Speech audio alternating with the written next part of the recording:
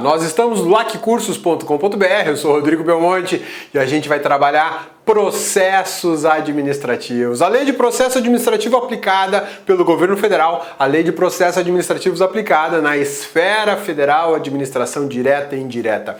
Meu amigão, minha amigona, hoje a gente começa a parte 1, módulo 1 das aulas sobre processo administrativo. A gente vai dividir, vamos ter aula inicial, uma aula introdutória, uma aula de parte geral, uma aula de visão geral sobre a Lei de Processos Administrativos aplicados à administração pública federal.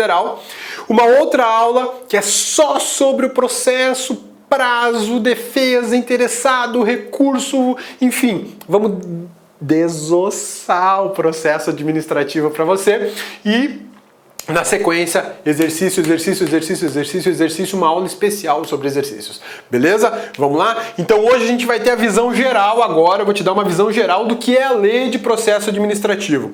Olha só, esse desenhão bacana que o Cabeça montou para vocês aqui, traz uma ideia de como é a Lei de Processo Administrativo. E ela está dividida da seguinte forma, essa aqui é a Lei 9.784, que é a Lei de Processos Administrativos Federais. É a lei que regula o processo administrativo na esfera federal. Regras básicas do processo administrativo na esfera federal. Ela tem uma disposição geral, ou seja, uma visão inicial do que é a lei, para que ela serve, alguns conceitos. Depois ela vem falar de quem é atingido, os administrados, os direitos e deveres aplicados aos administrados. E aí ela vem falar de processo. Exatamente, essa vai ser uma aula só. Quando a gente for falar de processo, eu vou falar do processo administrativo, vou falar dos interessados, da competência, impedimento e suspeição, atos administrativos, comunicação desses atos, instrução do processo administrativo, decisão, motivação das decisões, extinção do processo, recursos, prazos e sanções. E aí a gente ainda termina falando das disposições finais dos processos administrativos aplicados, ou melhor, da esfera federal. Beleza? Então essa aula está dividida em partes, para não ficar cansativo, para você poder se organizar melhor, inclusive lá no Personal Coach. E lá você vai poder estudar isso aqui de forma organizada. Vamos lá? O que a gente vai falar então? Parte 1, que é justamente a parte introdutória, a gente vai falar das disposições gerais e vai falar dos administrados. Olha só, disposições gerais sobre a Lei 9.784, que é a lei que fala do processo administrativo na esfera pública federal. Por que eu estou dando ênfase, estou enfatizando que é na administração pública federal, na esfera pública federal? Porque essa lei não se aplica na estadual, na municipal e nem na distrital. Por que não se aplica? Porque cada um dos entes da federação pode e deve elaborar a sua norma para regulamentar processos administrativos. Beleza? Vamos lá?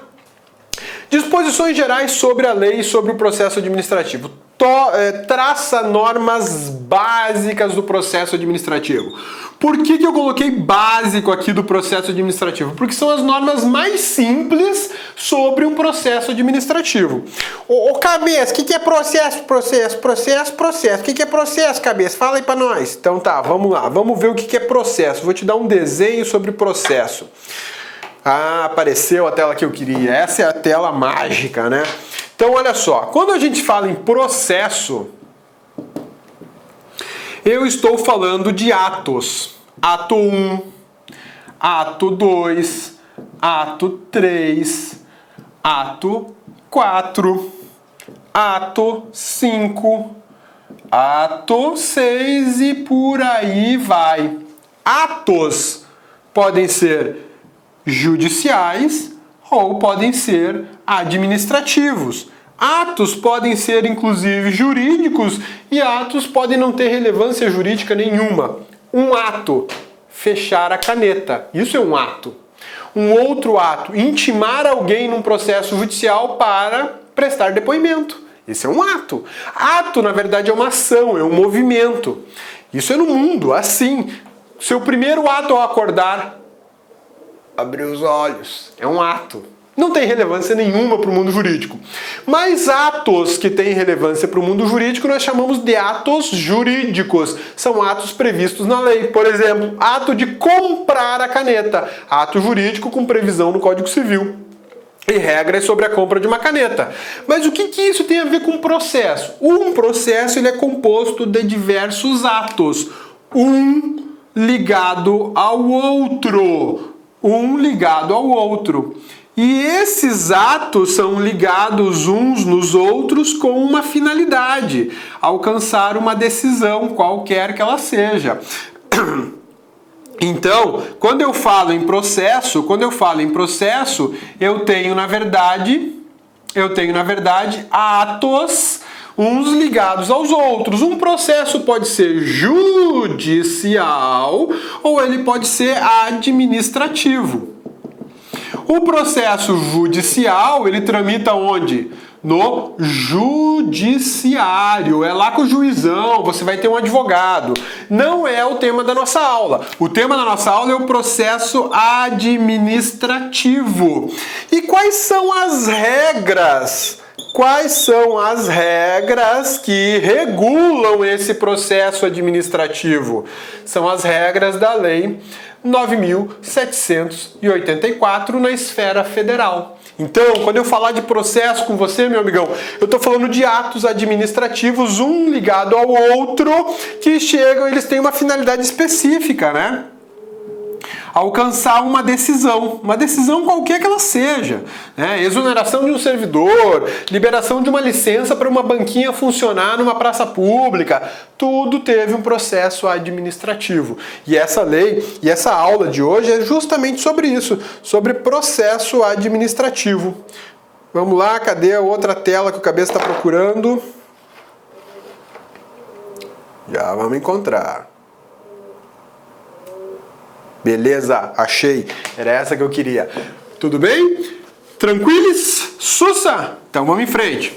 Como a gente está falando de processo administrativo, e eu já te dei uma noção do que é um processo, essa lei trata de regras básicas sobre o processo administrativo. As regras mais rudimentares, as mais simples. Isso quer dizer que eu posso ter outras leis falando de forma mais aprofundada sobre o processo administrativo.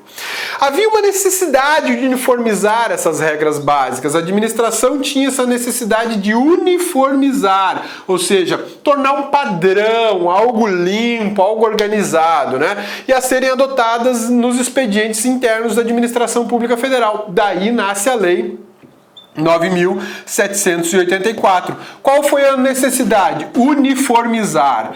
Padrão. Exatamente, eu preciso de um padrão de regras. Eu preciso que um processo administrativo federal lá em Belém, no Pará, funcione exatamente da mesma forma que um processo administrativo lá em Curitiba, no estado do Paraná.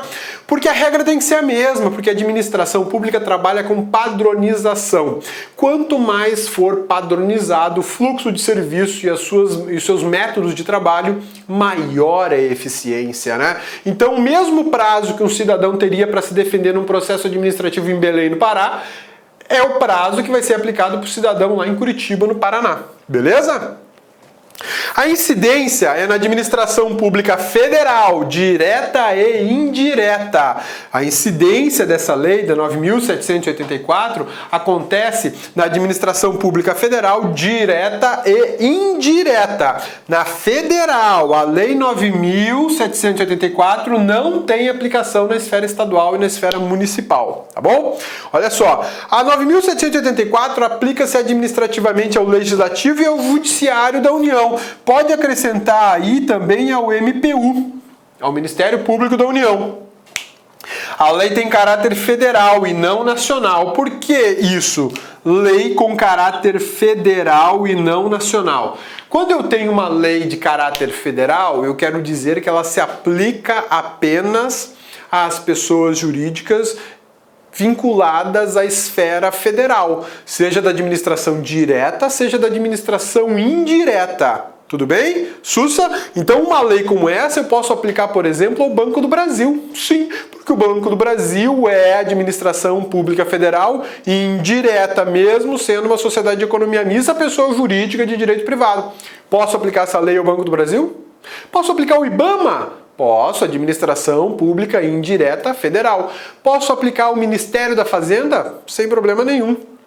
Administração pública direta federal. Então, tanto na administração direta como na administração indireta, essa lei pode ser aplicada. Ô, cabeça, pode aplicar aí no governo do estado de Mato Grosso? Não, por que não? Porque o governo do estado de Mato Grosso é estadual e essa lei não foi feita para atender o governo estadual. Ela é uma lei de caráter federal, ela não é uma lei de caráter nacional. Lei de caráter nacional eu aplico em todas as esferas político-administrativas do país. Aplico na esfera federal, estadual, municipal e distrital. Mas aí a norma, a lei teria que ter caráter nacional. E esta lei não tem caráter nacional, tem caráter federal. Então, meu amigão, minha amigona do LAC, grave essa informação. Isso é importante você saber. Em prova de concurso público é muito comum o examinador falar que a Lei 9.784, que regula o processo administrativo, está sendo aplicada no município de Cuiabá, por exemplo.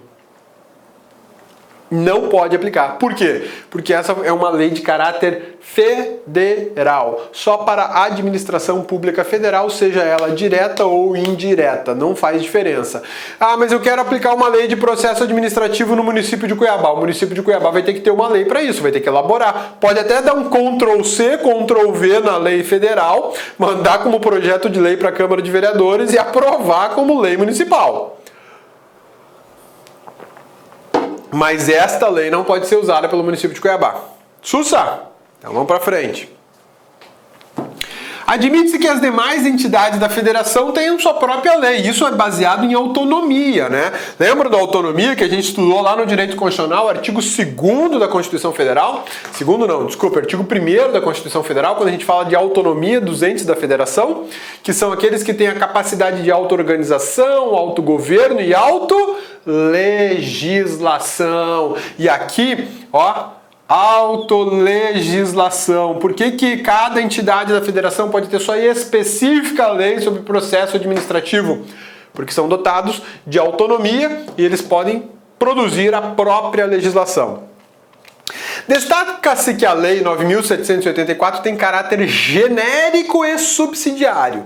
Como assim caráter genérico e subsidiário? Genérico porque tem normas básicas, gerais, para processo administrativo, por isso genérico. Normas básicas e gerais para processo administrativo, por isso genérico.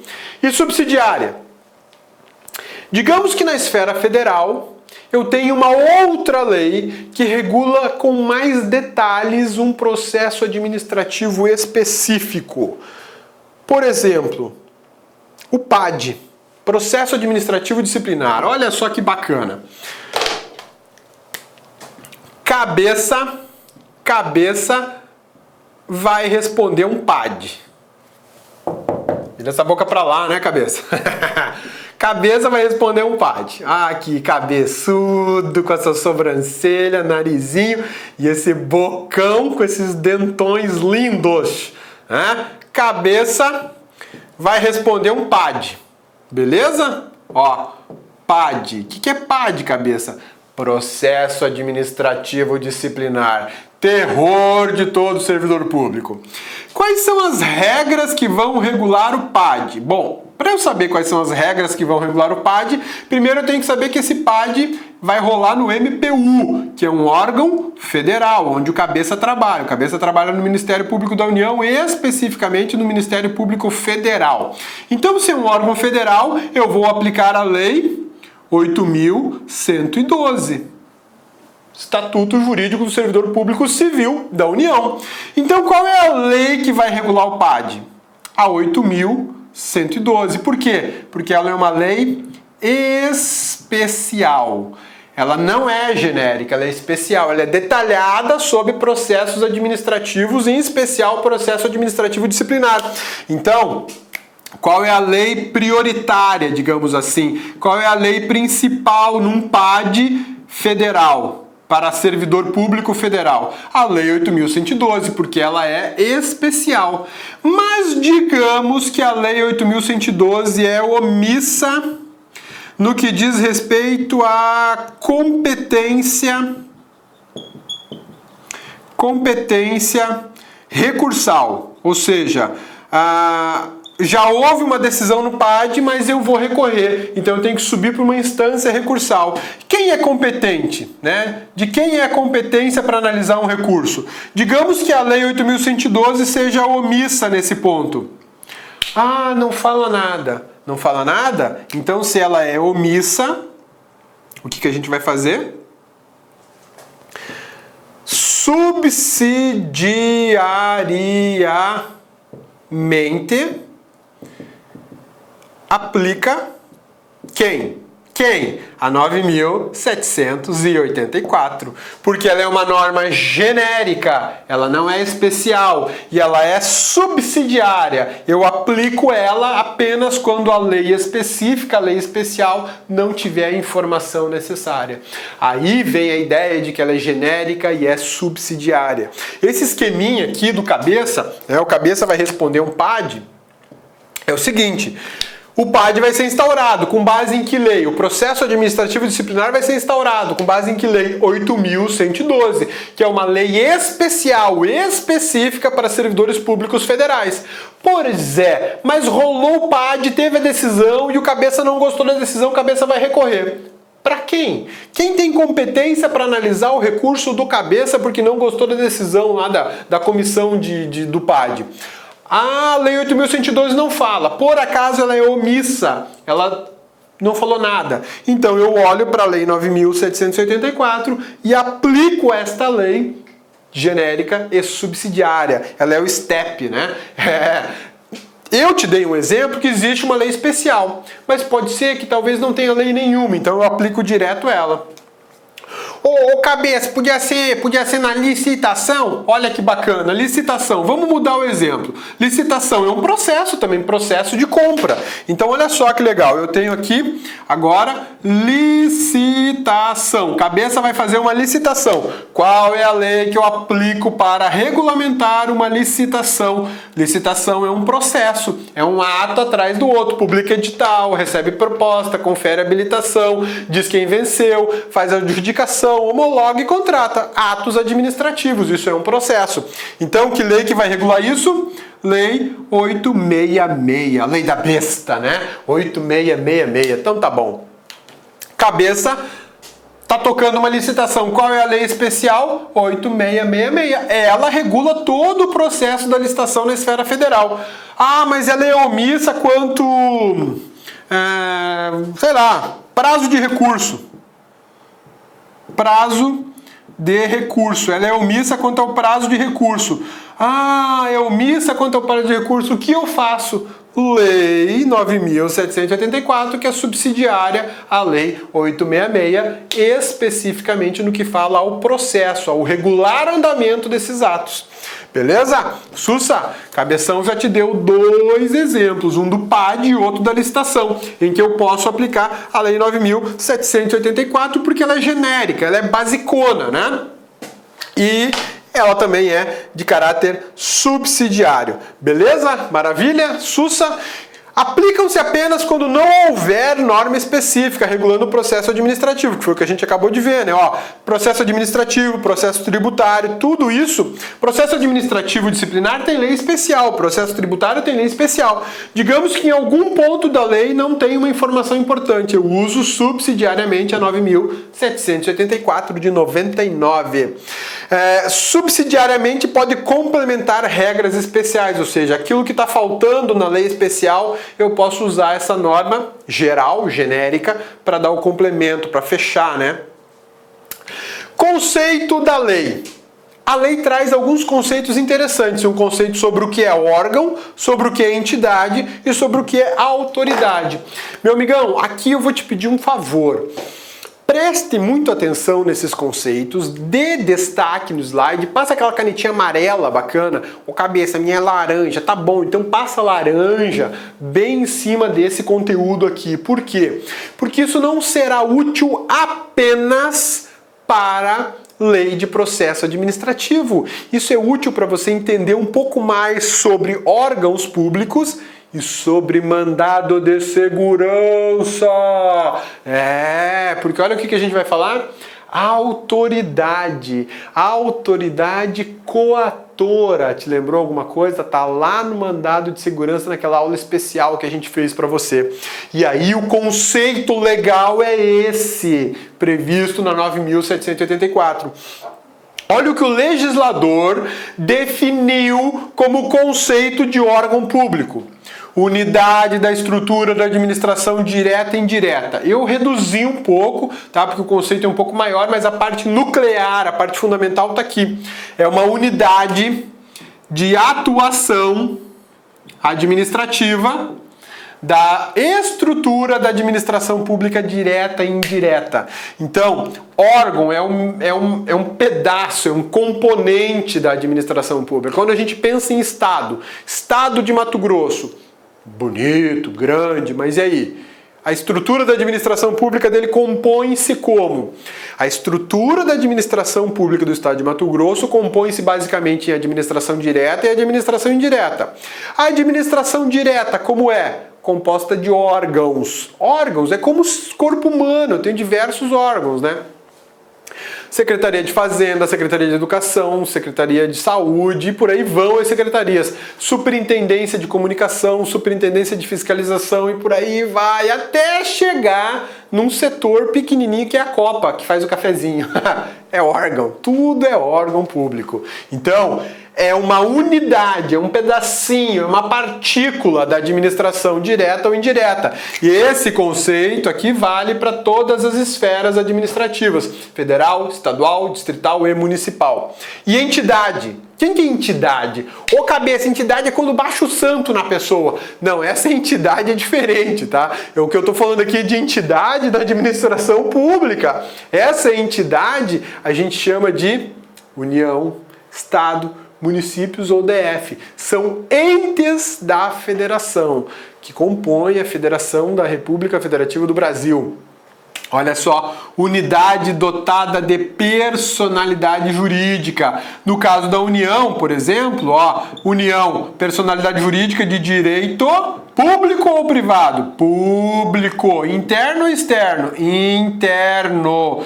Direito público interno. Por que interno? Porque a atuação é interna dela. Se fosse a República Federativa do Brasil, pessoa jurídica de direito público externo, porque ela tem representação internacional. E autoridade? Servidor ou agente público dotado de poder de decisão. E poderia acrescentar com poder de revisão. A autoridade é quem manda, não é quem quer.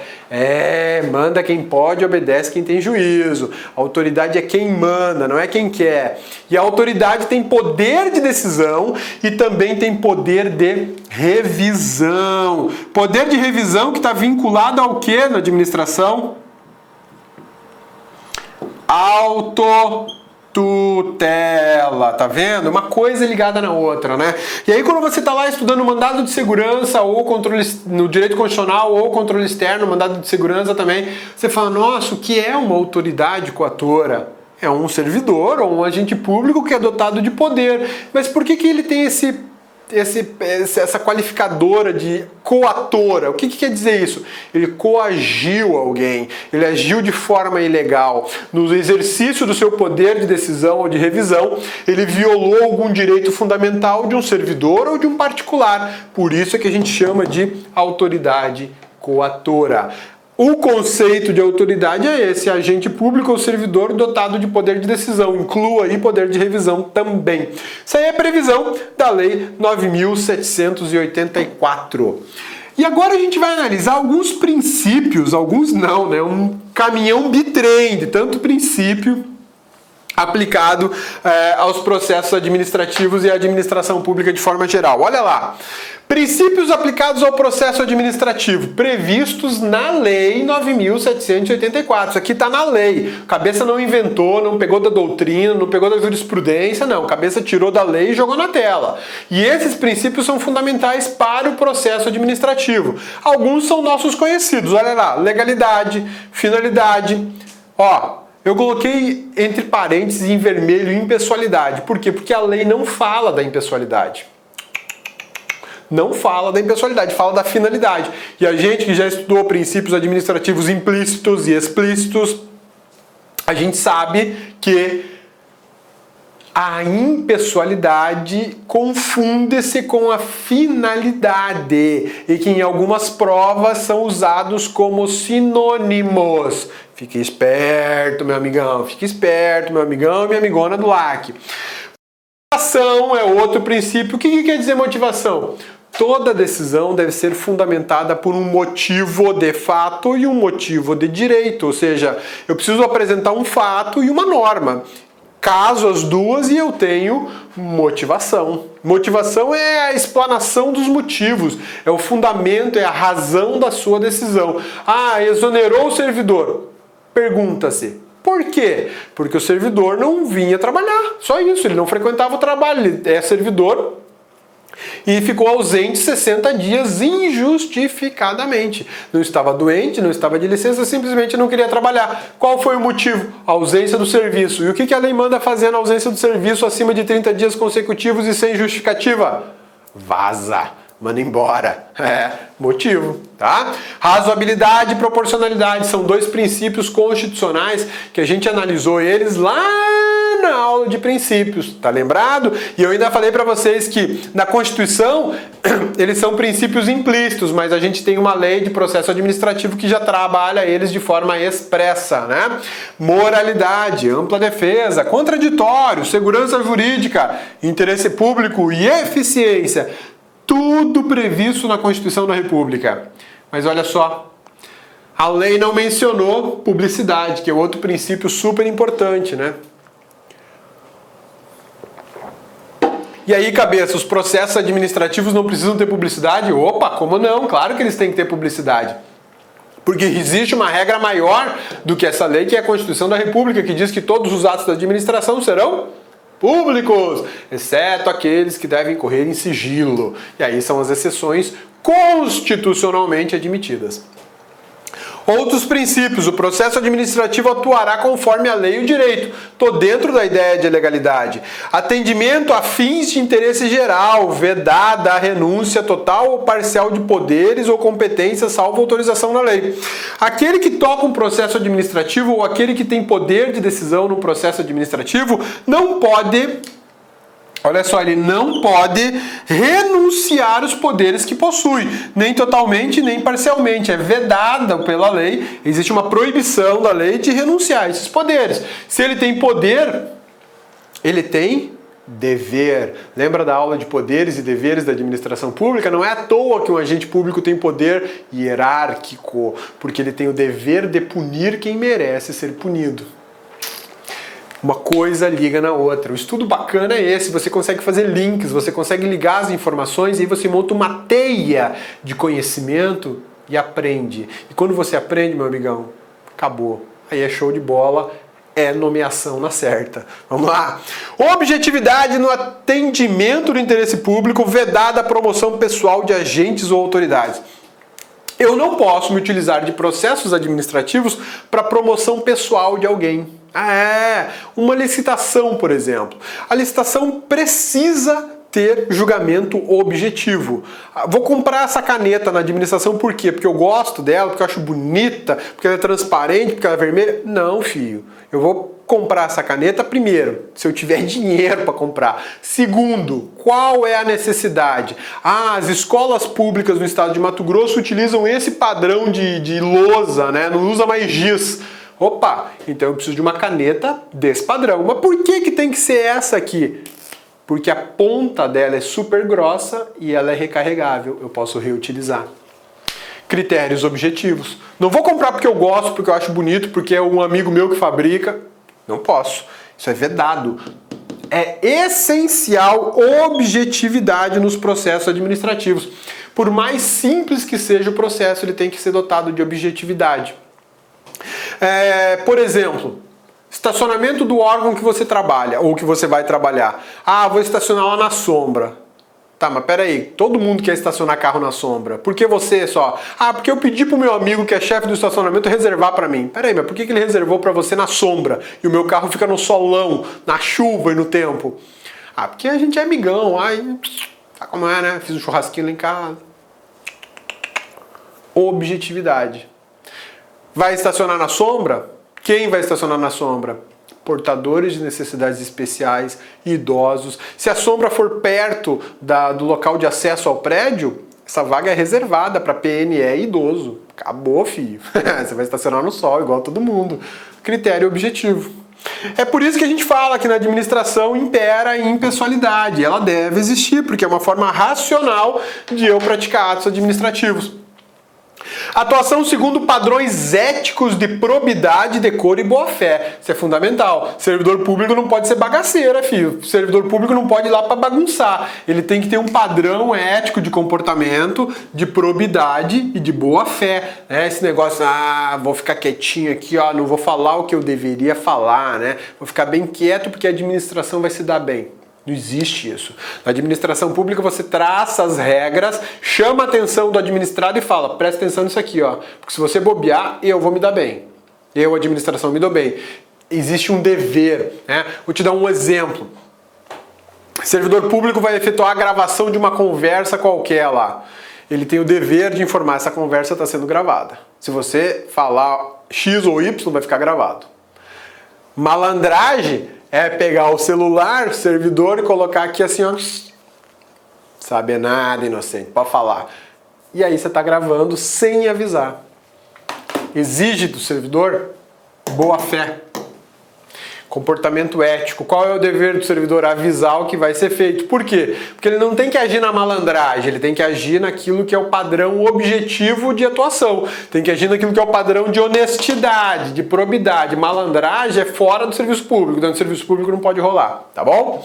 Divulgação oficial dos atos administrativos, ressalvadas as hipóteses de sigilo previstas na Constituição. Aqui sim aparece a publicidade, mas não aparece como princípio especificamente, né? Mas sim como algo que a administração deve fazer.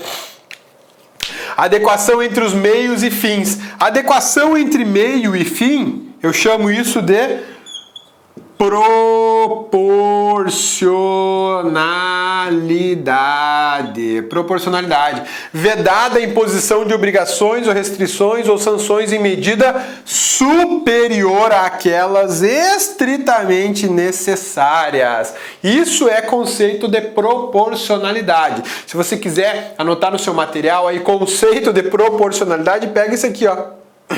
Vamos até marcar aqui, ó. Vamos até marcar, ó. Isso aqui é um conceito bem bacana de proporcionalidade, junto com esse barulhinho chato, né? Ó. Ah, barulhinho horrível, né? Você adorou, né, meu amigão? E a amigona adorou mais ainda, né? Ai, cabeça, odiei. Então tá bom, então vamos pra frente. Não vou mais fazer esse barulho, tá bom? A cabeça vai comportar nessa aula, então. Indicação dos pressupostos de fato e motivo de direito que determinam a decisão. Estamos falando de motivação do ato. Tem que ter fundamento. As decisões da administração têm que ser fundamentadas. Está na Constituição Federal, artigo 93, inciso 10 ou 11, salvo engano. Tá? Beleza? Vamos para frente. O que mais a gente tem? Observação das formalidades essenciais à garantia dos direitos dos administrados. Estou falando de forma. Um dos elementos do ato administrativo. Lembra do MOSF? Motivo, objeto, sujeito, competente, forma, finalidade. Olha aqui. É obrigatoriedade da administração em processos administrativos observar as formalidades existentes para a prática de determinado ato. Adoção de formas simples, suficientes para propiciar adequado grau de certeza e segurança e respeito aos direitos dos administrados. Isso aqui se chama clareza. Clareza. Objetividade. Beleza? Clareza e objetividade. Isso aqui também faz parte da forma. Na verdade, isso aqui também faz parte da segurança jurídica. Eu estou dando certeza de um trabalho eficiente, claro e objetivo. Garantia dos direitos à comunicação, à apresentação de alegações finais, à produção de prova e interposição de recurso nos processos de que possam resultar sanções nas situações de litígio. Ampla defesa e contraditória. Estou falando de princípios constitucionais. Eu estou regulamentando princípios constitucionais. Estou detalhando princípios constitucionais. Bacana demais essa lei, né? Proibição de cobranças de despesas processuais ressalvadas as previstas em lei. E tem mais um pouquinho ainda. De comportamentos, de diretrizes, de princípios que devem ser aplicados pela administração pública federal em processos administrativos. Impulsão de ofício de processo administrativo sem prejuízo da atuação dos interessados. Ou seja, aquela comissão que conduz o processo administrativo que tem que dar impulso a esse processo, mandar ele para frente, fazer ele andar, fazer ele funcionar, porque aí a roda gira, né? Interpretação da norma administrativa da forma que melhor garanta o entendimento do fim público a que se dirige, vedada a aplicação retroativa de nova interpretação. Havendo dúvidas sobre um dispositivo legal ou constitucional aplicado ao caso em concreto, far-se-á uma interpretação que seja mais próxima daquilo que é interesse público. E muitas vezes a interpretação vai beneficiar a administração. Aqui não é em benefício do réu, digamos assim, mas aqui é em benefício da sociedade. Pro societatis. Administrados, quem é essa figura? A figura é administração versus administrado. A gente já viu, quando estudou sobre o Estado e quando estudou sobre o início das regras do direito administrativo, uma introdução das aulas, que existe administração pública, que é quem executa atividades públicas, quem executa políticas públicas, que são do Estado, do município, da União ou do Distrito Federal. Essa administração pública, ela trabalha com atividade administrativa em prol de quem? Da sociedade. E quem é a sociedade? Administrados, aqueles que são administrados pelo poder público. E aí, esta lei de processo administrativo, ela traz para nós direitos dos administrados, e depois no próximo slide, no outro slide a gente vai ver deveres do administrado. Olha só, direitos que o cidadão, essa palavra administrado, vamos colocar aqui, ó, cidadão, pronto, ó, que lindo, cidadão, mais simples, mais fácil, mais objetivo e mais claro, né? Olha só, direitos do cidadão ou direitos do administrado. Ser respeitado pelas autoridades e servidores que deverão facilitar o exercício de seus direitos e o cumprimento de suas obrigações. Ou seja, urbanidade, você tem que atender o administrado, o cidadão, de forma civilizada. Ter ciência da tramitação dos processos em que seja interessado. Ter vista dos autos, obter cópias de documentos e conhecer as decisões. Isso aqui é direito de acesso de informação, que todo cidadão administrado tem. Fazer alegações e apresentar documentos. Alegações como defesa, defender-se no processo administrativo e também acusar. Você pode acusar no processo administrativo e terá direito de apresentar documentos sustentando a sua defesa ou a sua acusação, tá? Assistir facultativamente por advogado, salvo quando obrigatória a presença por força de lei. Olha só, quando a gente fala em ampla defesa, a gente sabe que ela é ampla porque existe uma defesa técnica e uma defesa pessoal. O que é defesa pessoal? Eu, cabeça, vou me defender. Não tem problema nenhum, está autorizado, sucesso. Mas existem circunstâncias em que a presença do advogado é importante e existem circunstâncias em que a presença do advogado é obrigatória. Em processos administrativos regulados pela Lei 9.784, a presença do advogado acompanhando o réu, por exemplo, o acusado, o interessado, é facultativa, não é necessária. A ausência do advogado nos processos administrativos, via de regra, não ofende o contraditório, não ofende a ampla defesa. A figura do advogado em processos administrativos não é essencial, não gera nulidade se ele estiver ausente. Exceto se alguma lei desse país falar que é obrigatória a presença do advogado. Se a lei não fala que é obrigatória, segundo a lei de processo administrativo, existe uma faculdade. Ou seja, é opcional, você chama o advogado se quiser. Ô cabeça, mas advogado é tão importante. Eu também acho, muito importante. Mas olha o que a lei fala, que é facultativo. E olha o que o Supremo Tribunal fala na sua súmula vinculante número 5. Súmula vinculante do Supremo Tribunal Federal número 5. Olha o que ela fala. A falta de defesa técnica por advogado no processo administrativo disciplinar não ofende a Constituição. Ou seja, não ofende a Constituição. E por conta disso não ofende a ampla defesa e o contraditório. Não ofende nenhum nem outro. Beleza? Não ofende nenhum nem outro. A ausência de advogado no processo administrativo não ofende a ampla defesa e não ofende o contraditório. Porque a lei já fala que é uma faculdade de ser assistido por advogado.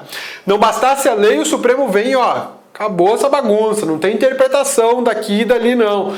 Não precisa ter não. Processo administrativo disciplinar, a falta de advogado não gera nulidade.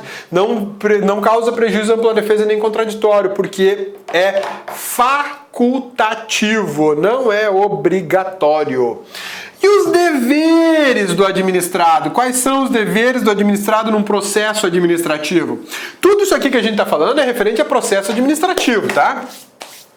Expor os fatos conforme a verdade. Bom, se eu estou num processo administrativo sendo acusado ou acusando alguém, eu tenho que expor os fatos conforme a realidade, conforme o que aconteceu. Isso a gente chama de princípio da primazia da realidade. Tá? Princípio da primazia da realidade. Eu tenho que expor os fatos como eles aconteceram na prática.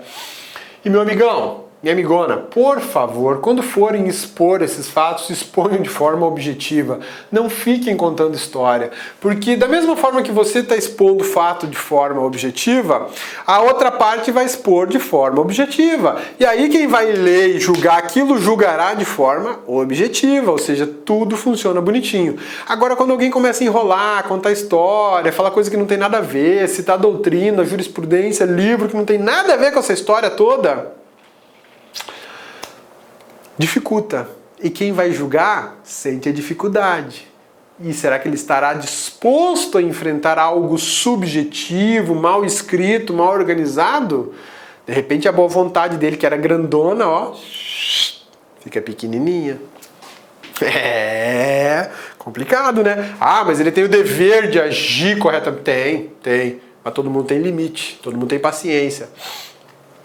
Proceder com lealdade, urbanidade e boa-fé, ou seja, nada de pilantragem nos autos administrativos, nada de deslealdade, furar o olho do outro com o dedo, né? Nada disso. Não agir de modo temerário, de modo prematuro, de modo perigoso, né? Deixar para fazer a defesa fora do prazo, dizer que vai levar uma testemunha e na hora não leva, só para dizer, olha, não veio, vamos protelar um pouquinho mais e depois eu trago. E isso é temerário e você pode ter problemas sérios. Então, não haja de forma temerária, cumpra o rigor processual. Prestar as informações que lhe forem solicitadas e colaborar para o esclarecimento dos fatos. Isso aqui merece uma anotação, tá? Desde que não produza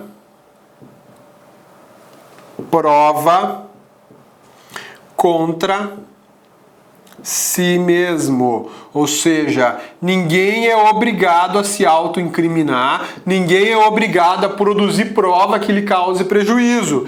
Todo mundo aqui tem direito ao silêncio.